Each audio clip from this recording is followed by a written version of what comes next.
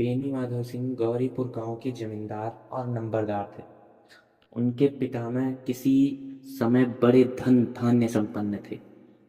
गांव का पक्का तालाब और मंदिर, जिनकी अब मरम्मत भी मुश्किल थी, उन्हीं की कीर्ति स्तंभ थे। कहते हैं इस दरवाजे पर हाथी झूमता था। अब उसकी जगह एक बूढ़ी भैंस थी, जिसके शरीर में अस्थि पंजर के सिवा कुछ शेष ना रहा था, पर दूध शायद बहुत देती थी, क्योंकि एक न एक आदमी हांडी लिए उसके सिर पर सवार ही रहता था। बेनी माधव सिंह अपनी आधी से अधिक संपत्ति वकीलों को भेंट कर चुके थे। उनकी वर्तमान आय 1,000 रुपये वार्षिक से अधिक न थी। ठाकुर साहब के 2 बेटे थे। बड़े का नाम श्रीकंठ सिंह था। उसने बहुत दिनों के परिश्रम और उद्योग के बाद बीए की डिग्री प्राप्त की थी। अब एक दफ्तर में नौकर था। छोटा लड़का लाल बिहारी सिंह दोहरे बदन का सजीला जवान था। भरा हुआ मुखड़ा, चौड़ी छाती, भैंस का 2 सेर ताजा दूध वह उठकर सवेरे पी जाता। श्रीकंठ सिंह की दशा बिल्कुल विपरीत थी।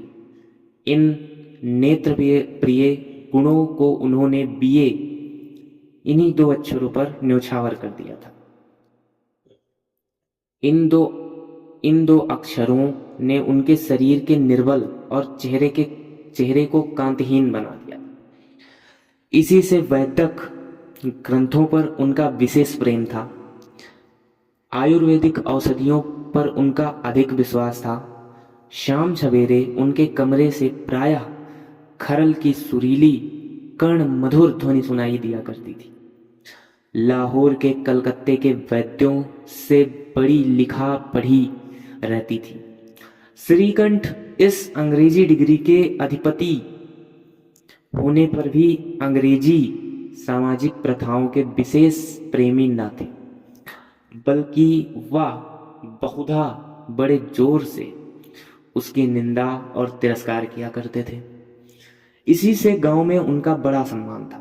दशहरे के दिनों में वह बड़े उत्साह से रामलीला होते और स्वयं किसी न किसी पात्र का पाठ लेते थे। गौरीपुर में रामलीला के वही जन्मदाता थे। प्राचीन हिंदू सभ्यता का गुणगान उनकी धार्मिकता का प्रधान अंग था। सम्मिलित कुटुंब के तो वह एकमात्र उपासक थे। आजकल स्त्रियों के कुटुंब में मिलजुल कर रहने की जो अरुचि होती है, वह जाति और देश दोनों के लिए हानिकारक समझते थे। यही कारण था कि गांव की ललनाएं उनकी निंदक थी। कोई तो उन्हें अपना शत्रु समझने में भी संकोच न करती थी। स्वयं उनकी पत्नी को भी इस विषय में उनसे विरोध था। यह इसलिए नहीं कि उसे अपने सास ससुर, देवर या जेठ आदि से घृणा थी, बल्कि उसका विचार था कि यदि बहुत कुछ सहने और तरह देने पर भी परिवार के साथ निर्वाह न हो सके, तो आए दिन की कला से जीवन को नष्ट करने की अपेक्षा यही उत्तम है कि अपनी खिचड़ी अलग पकाई जाए। आनंदी एक बड़े उच्च कुल की लड़की थी। उसके बाप एक छोटी सी रियासत के तालुकेदार थे। विशाल भवन, एक हाथी, 3 कुत्ते, बाज, बहरी सिकरे, झाड़, फानूस, ऑनरेरी मजिस्ट्रेट और ऋण, जो एक प्रतिष्ठित तालुकेदार के भोग्य पदार्थ हैं, सभी यहाँ विद्यमान थे। नाम था भूप सिंह। बड़े उदार चित्त और प्रतिभाशाली पुरुष थे, पर दुर्भाग्य से लड़का एक भी न था। 7 लड़कियां हुई और दैव योग से सब की सब जीवित रही। पहली उमंग में तो उन्होंने 3 ब्याह दिल खोल कर किए, पर 15-20 हजार रुपए का कर्ज सिर पर हो गया। तो आंखें खुली, हाथ समेट लिया। आनंदी चौथी लड़की थी। वह अपनी सब बहनों में सबसे अधिक रूपवती और गुणवती थी। इससे ठाकुर भूप सिंह उसे बहुत प्यार करते थे। सुंदर संतान को कदाचित उसके माता पिता भी अधिक चाहते हैं। ठाकुर साहब बड़े धर्म संकट में थे कि इसका विवाह कहाँ करें। ना तो यही चाहते थे कि ऋण का बोझ बढ़े और ना यही स्वीकार था कि उसे अपने को भाग्यहीन समझना पड़े। एक दिन श्रीकंठ उनके पास किसी चंदे का रुपया मांगने आए। शायद नागरी प्रचार का चंदा था। भूप सिंह उनके स्वभाव पर बड़ा रीझ गए और धूमधाम से श्रीकंठ सिंह का आनंदी के साथ ब्याह हो गया। श्रीकंठ यानी बेनी माधव का बड़ा बेटा। भूप सिंह उनके स्वभाव पर इतना रीझ गए कि उन्होंने अपनी पुत्री का विवाह भूप सिंह ने श्रीकंठ सिंह के साथ कर दिया। आनंदी अपने नए घर में आई तो यहाँ रंग ढंग कुछ और ही देखा। जिस टीम टाम की उसे बचपन से ही आदत पड़ी हुई थी, वह यहाँ नाम मात्र को भी ना था। हाथी घोड़ों को तो कहना ही क्या, कोई सजी हुई सुंदर पहली तक न थी। वह यहाँ नाम मात्र रेशमी स्लीपर के साथ लाई थी, पर यहाँ बाग कहाँ। मकान में खिड़कियां तक न थी। जमीन पर फर्श, ना दीवार पर तस्वीरें। यह एक सीधा साधा देहाती गृहस्थी का मकान था, किंतु आनंदी थोड़े ही दिनों में अपने को इसी नए अवस्था के ऐसा अनुकूल बना लिया मानो उसने विलास के सामान को कभी देखा ही नहीं था। एक दिन दोपहर के समय लाल बिहारी सिंह 2 चिड़िया लिए हुए आया और भावज से बोला, जल्दी से पका दो, मुझे भूख लगी है। आनंदी भोजन बनाकर उसकी राह देख रही थी। अब वह नया व्यंजन बनाने बैठी। हांडी में देखा तो घी पाव भर से अधिक न था। बड़े घर की बेटी किफायत क्या जाने, उसने सब घी मांस में डाल दिया। लाल बिहारी खाने बैठा तो दाल में घी न था। बोला, दाल में घी क्यों नहीं छोड़ा? आनंदी ने कहा, घी सब मांस में पड़ गया। लाल बिहारी जोर से बोला, अभी परसों घी लाया था, इतना जल्दी उठ गया? आनंदी ने उत्तर दिया, आज तो कुल पाव भर घी ही रहा होगा, वह सब मैंने मांस में डाल दिया। जिस तरह सूखी लकड़ी जल्दी जल्दी से जल उठती है, उसी तरह क्षुधा से बावला मनुष्य जरा जरा सी बात पर तिनक जाता है।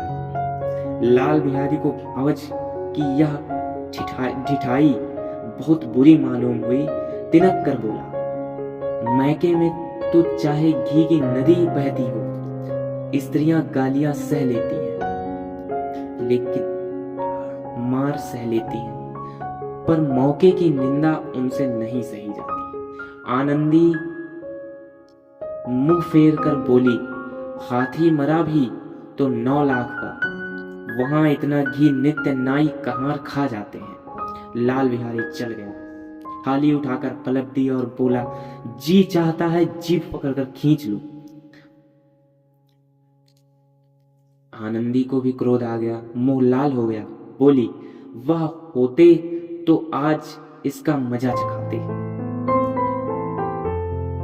अब अपड़ उजट ठाकुर से रहा ना गया। उसकी स्त्री एक साधारण जमींदार की बेटी थी। जब जी चाहता उस पर हाथ साफ कर लिया करता था। खड़ाऊ उठाकर आनंदी की ओर जोर से फेंकी और बोला, जिसके गुमान पर भूली हुई हो उसे भी देखूंगा और तुम्हें भी। आनंदी ने हाथ से खड़ाऊ रोकी और सिर बच गया, पर उंगली में बड़ी चोट आई। क्रोध के मारे वह हवा से हिलते हुए पत्ते की भांति कांपती हुई अपने कमरे में आकर खड़ी। स्त्री का बल और साहस मान और मर्यादा पति तक है। उसे अपने पति के ही बल और पुरुषत्व का घमंड होता है। आनंदी का खून घूंट पीकर रह गई। आनंदी खून का घूंट पीकर रह गई। श्रीकंठ सिंह शनिवार को घर आया करते थे। बृहस्पति को यह घटना हुई थी। 2 दिन तक आनंदी कोप भवन में ही रही। ना कुछ खाया ना पिया, उसकी बाट देखती रही।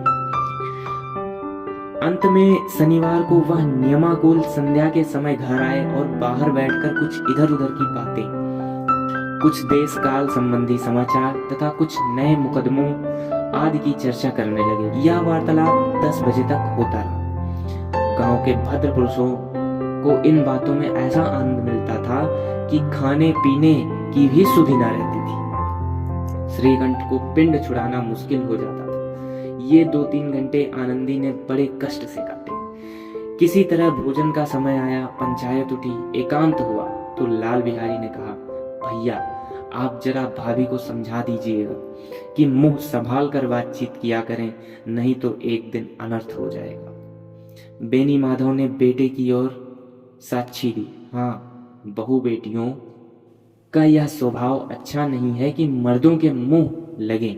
लाल बिहारी, वह बड़े घर की बेटी है तो हम भी कोई कुर्मी कहार नहीं है।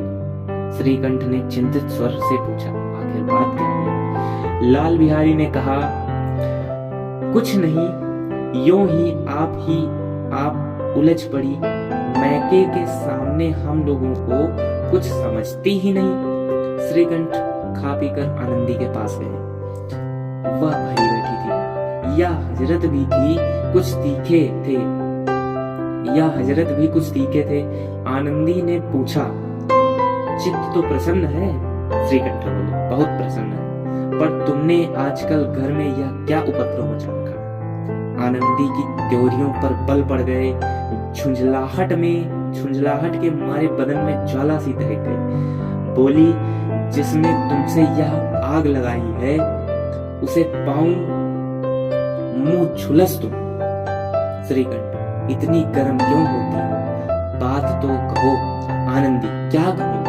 मेरे भाग्य का फेर है, नहीं तो गंवार छोकरा जिसकी चपरासी गिरी करने की भी शऊर नहीं, मुझे खड़ाऊ से मारकर यूं न करता।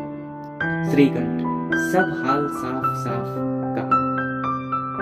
कहो, तुम मालूम हो, मुझे तो कुछ पता ही नहीं है। आनंदी, परसों तुम्हारे लाडले भाई ने मुझसे मांस पकाने को कहा। घी हांडी में पाव भर से अधिक न था। वह सब मैंने मांस में डाल दिया। जब खाने बैठा तो कहने लगा, दाल में घी क्यों नहीं है? बस इसी बात पर मेरे मैके को बुरा भला कहने लगा। मुझसे रहा न गया। मैंने कहा, वहां इतना घी तो नाई कहार खा जाते हैं और किसी को जान भी नहीं पड़ता।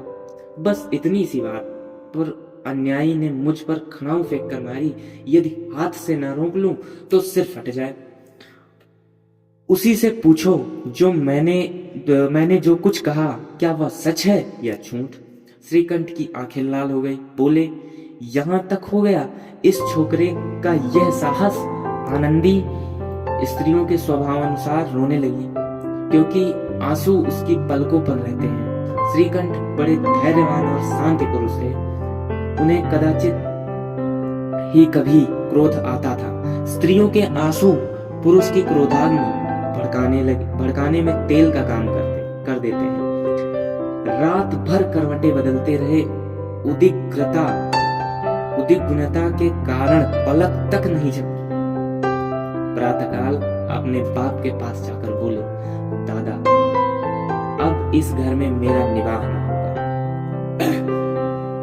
इस तरह का विद्रोह पूर्ण बातें कहने पर श्रीकंठ ने कितनी ही बार अपने कई मित्रों के आड़े हाथों लिया था, परंतु दुर्भाग्य, आज उन्हें स्वयं ही वह बातें अपने मुंह से कहनी पड़ी। दूसरों को उपदेश देना भी कितना सहज है। बेनी माधव सिंह घबरा उठे और बोले, क्यों?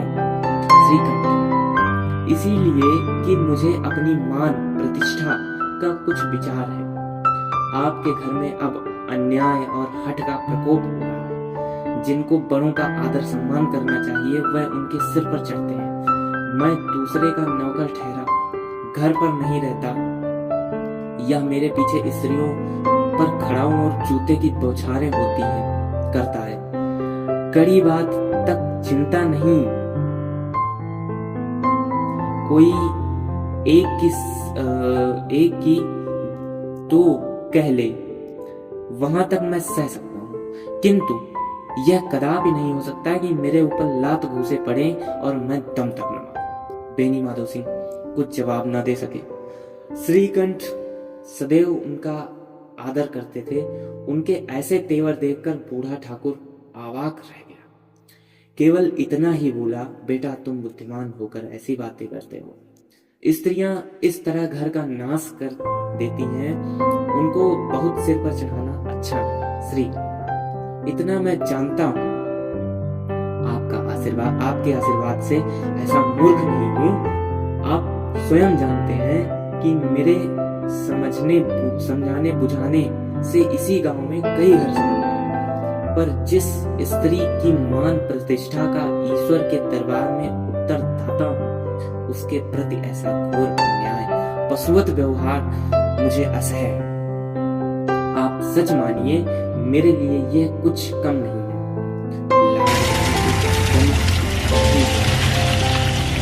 आप बेनी माधव सिंह की गरमाए ऐसी बातें और न सुन सके। बोले, लाल बिहारी तुम्हारा भाई है, उससे जब कभी भूल चूक हो उसके कान पकड़ो। लेकिन श्रीकांत, लाल बिहारी को मैं अब अपना भाई नहीं समझता। बेनी माधव सिंह, स्त्री के पीछे? जी नहीं, उसकी क्रूरता और अविवेक के कारण। दोनों कुछ देर तक चुप रहे। ठाकुर साहब लड़के का क्रोध शांत कराना चाहते थे, लेकिन यह नहीं स्वीकार करना चाहते थे कि लाल बिहारी ने कोई अनुचित काम किया। इसी बीच गांव के और कई सज्जन हुक्के चिलम के बहाने वहां आ उठे। कई स्त्रियों ने जब यह सुना कि श्रीकंठ पत्नी के पीछे पिता से लड़ने को तैयार है, तो उन्हें बड़ा हर्ष हुआ। दोनों पक्षों की मधुर वाणियां सुनने के लिए उनकी आत्माएं तिलमिलाने लगी। गांव में कुछ ऐसे कुटिल मनुष्य भी थे जो कुल की नीतिपूर्ण गति पर मन ही मन जलते थे। वह कहा करते थे, श्रीकंठ अपने बाप से दबता है, इसीलिए वह दब्बू है। उसने विद्या पढ़ी, इसीलिए वह किताबों का कीड़ा है। बेनी माधव सिंह उसकी सलाह के बिना कोई काम नहीं करता। यह उसकी मूर्खता है। इन महानुभावों की शुभकामनाएं आज पूरी होती दिखाई दी। कोई हुक्का पीने के बहाने और कोई लगाम की रसीद दिखाने आकर बैठे। बेनी माधव सिंह पुराने आदमी थे, इन भावों को तोड़ ताड़ गए। उन्होंने निश्चय किया, चाहे कुछ ही क्यों ना हो, इन द्रोहियों को ताली बजाने का अवसर न दूंगा। तुरंत कोमल शब्दों में बोले, बेटा मैं तुमसे बाहर नहीं हूं, तुम्हारा जो जी चाहे करो, अब तो लड़के से अपराध हो गया। इलाहाबाद का अनुभव रहित छल्लाया हुआ ग्रेजुएट इस बात को समझ ना सका, उसे डिबेटिंग क्लब में अपनी बात पर अड़ने की आदत थी। इन हथकंडों की उसे क्या खबर। बाप ने जिस मतलब की बात पलटी थी वह उसकी समझ में ना आई। बोला, लाल बिहारी के साथ अब इस घर में नहीं रह सकता। बेनी माधव, बेटा बुद्धिमान लोग मूर्खों की बात पर ध्यान नहीं देते। वह बेसमझ लड़का, उससे जो कुछ भूल हुई उसे तुम बड़े होकर क्षमा करो। श्रीकंठ, उसकी इस दुष्टता को मैं कदापि सह नहीं सकता। या तो वही घर में रहेगा या तो मैं ही। आपको यदि वह अधिक प्यारा है तो मुझे विदा दीजिए, मैं अपना भार आप संभाल लूंगा। यदि मुझे रखना चाहते हैं तो उससे कहिए जहां चाहे चला जाए, बस यह मेरा अंतिम निश्चय है। लाल बिहारी सिंह दरवाजे की चौखट पर चुपचाप खड़ा बड़े भाई की बातें सुन रहा था। वह उनका बहुत आदर करता था।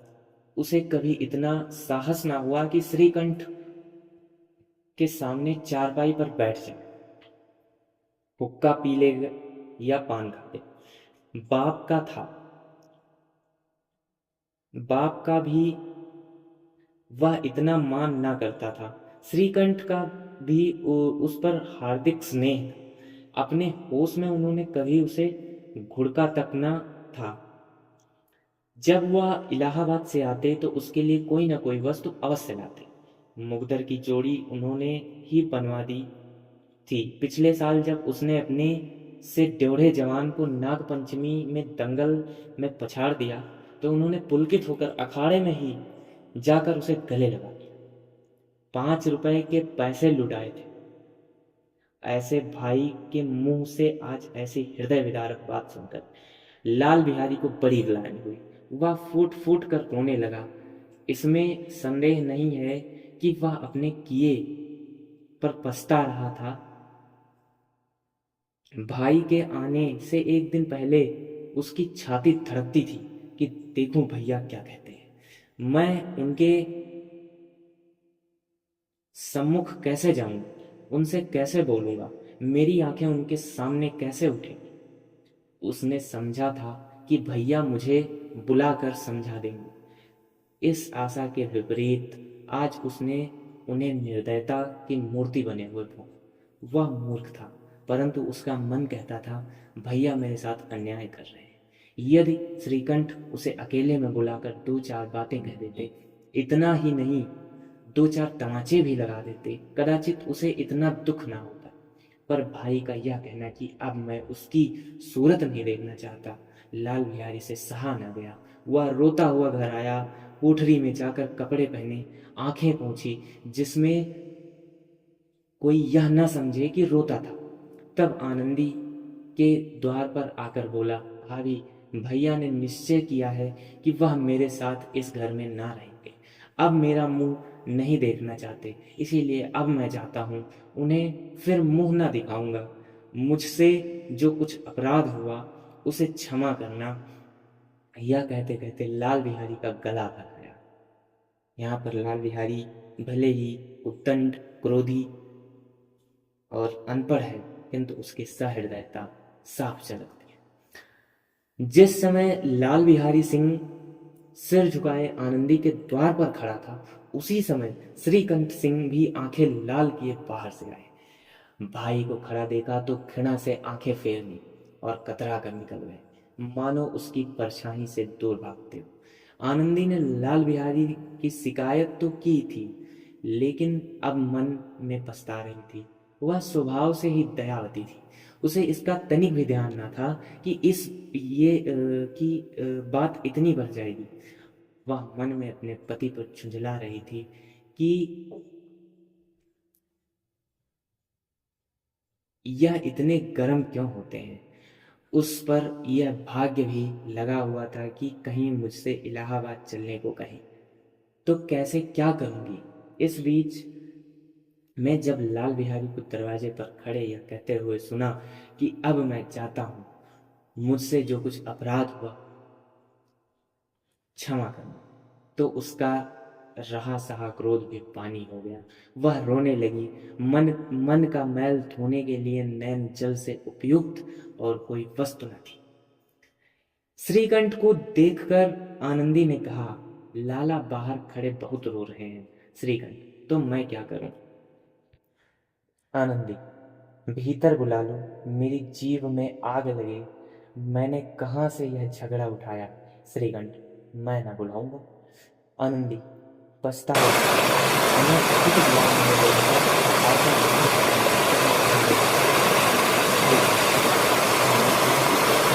इतने में लाल बिहारी ने फिर कहा, भाभी, भैया से मेरा प्रणाम कह दो। वह मेरा मुंह नहीं देखना चाहते, इसीलिए मैं भी अपना मुंह उन्हें न दिखाऊंगा। लाल बिहारी इतना कहकर और यथा से दरवाजे पर। अंत में आनंदी कमरे से निकली और उसका हाथ पकड़ा। लाल बिहारी ने पीछे फिर कर देखा और आंखों में आंसू भरे गए। मुझे जाने दो आनंदी। कहाँ जाता है लाल बिहारी? जहाँ कोई मेरा मुंह ना देखे। आनंदी, मैं न जाने दूंगी। लाल बिहारी, मैं तुम लोगों के साथ रहने के योग्य नहीं। आनंदी, तुम्हें मेरी सौगंध, अगर एक भी पग आगे न बढ़ाना। लाल बिहारी, जब तक मुझे यह मालूम हो जाए कि भैया का मन मेरी तरफ से साफ हो गया है, तब तक मैं इस घर में कदापि न आऊं। आनंदी, मैं ईश्वर को साक्षी देकर कहती हूँ कि तुम्हारी ओर से मेरे मन में तनिक भी मैल नहीं है। अब श्रीकंठ का हृदय भी पिघला। उन्होंने बाहर आकर लाल बिहारी को गले लगा लिया। दोनों भाई फूट फूट कर रोने लगे। लाल बिहारी ने सिसकते हुए कहा, भैया, अब कभी मत कहना कि तुम्हारा मुंह ना देखूंगा। इसके सिवा आप जो दंड देंगे मैं सहर्ष स्वीकार करूंगा। श्रीकंठ ने कांपते हुए स्वर में कहा, लल्लू, इन बातों को बिल्कुल भूल जाओ। ईश्वर चाहेगा तो फिर कभी ऐसा अवसर ना आएगा। बेनी माधो सिंह बाहर से आ रहे थे। दोनों भाइयों को गले मिलते देखकर आनंदी से पुलकित हो गए। बोल उठे, बड़े घर की बेटियां ऐसी ही होती हैं, बिगड़ता हुआ काम बना लेती हैं। गांव में जिसने यह वृत्तांत सुना, उसी ने शब्दों में आनंदी की उदारता को सराहा। बड़े घर की बेटियां